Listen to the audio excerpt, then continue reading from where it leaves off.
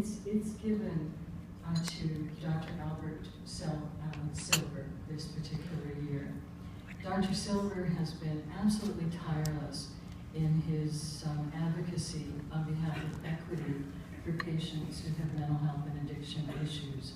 And the awe that we have for the energy that he has put into trying very hard to have government, our MPPs, and so many others recognize how important services to the mentally ill really is. We are so proud of the work that you are doing, and we would like you to come forth and accept the Award of Merit.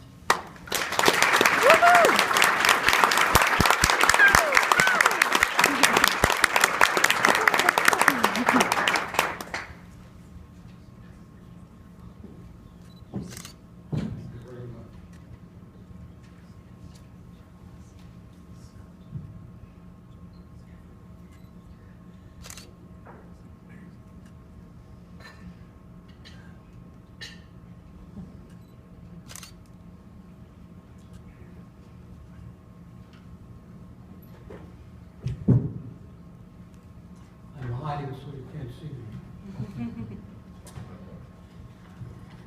But I do want you to hear me, so if you're having trouble hearing me, please raise your hand. I would like to express my heartfelt appreciation for the honor bestowed on me with this award, one which rightfully belongs to many OPA members as well as non-members, family, and friends. Unfortunately, the task force members are not here, because I would ask them to rise. Is John Service here? No.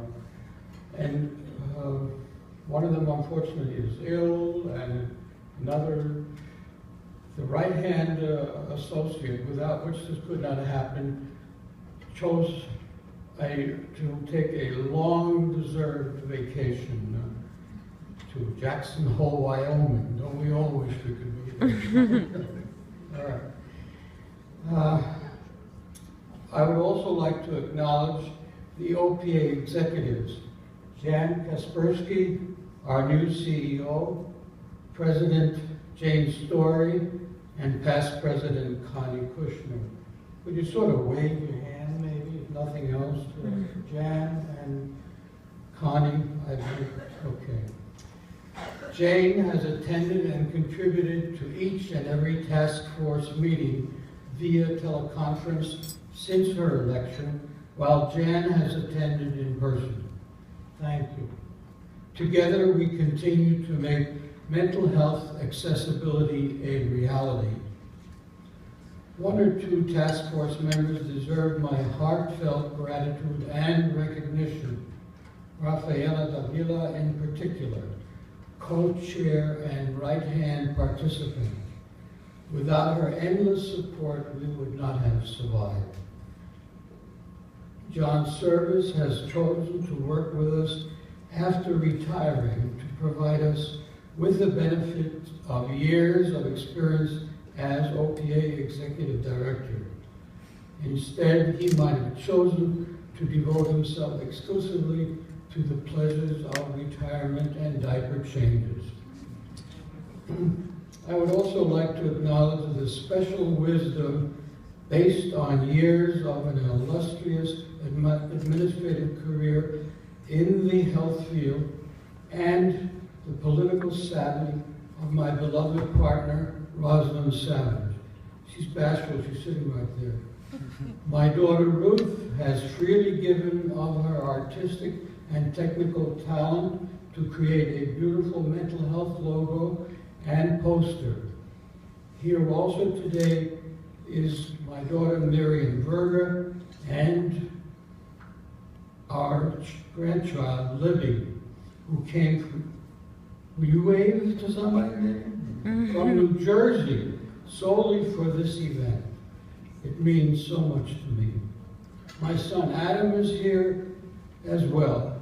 He continues to be a terrific son and support, and I mean it. Most importantly is the participation of hundreds of OPA members who have taken up the accessibility campaign by contacting their MPPs and MPs in person or by a letter asking them to table legislation for mental health accessibility.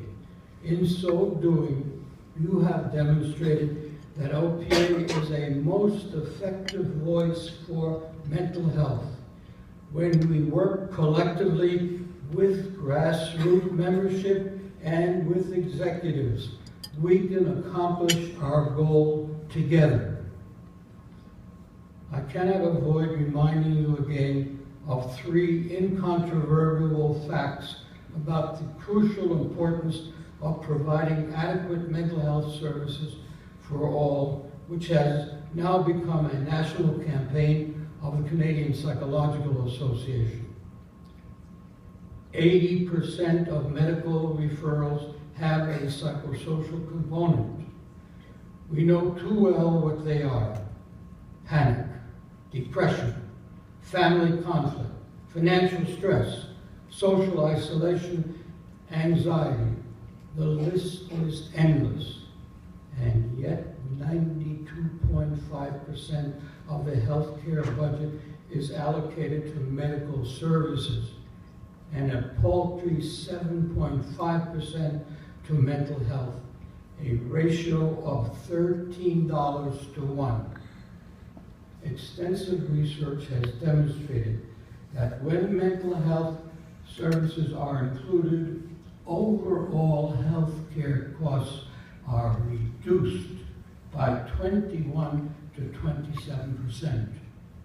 Psychologists and complementary health specialists can work collaboratively with medical doctors in existing local, low-cost primary care centers like integrated health networks, family health teams, and so forth.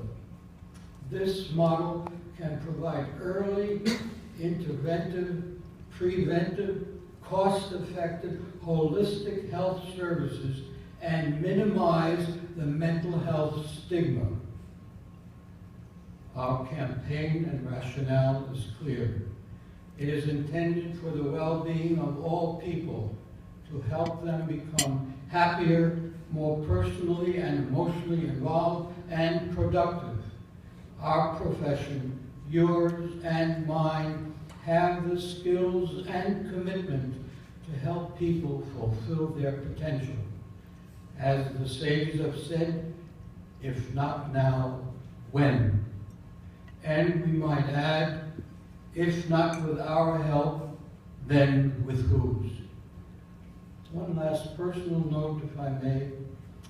As a rebellious teenager of 13 or 14, my father and I butted heads. I was then a rebel without a cause. My father called the police, who dragged me down to juvenile court. However, the Jewish Board of Guardians promptly picked me up from the courtroom. Instead of a detention center or juvenile jail, I was given counseling. And look what came of it. A psychologist rebel with an eminently worthwhile cause. With your ongoing participation, the members of the task force, the OPA executive, and the entire OPA membership, we will make it happen.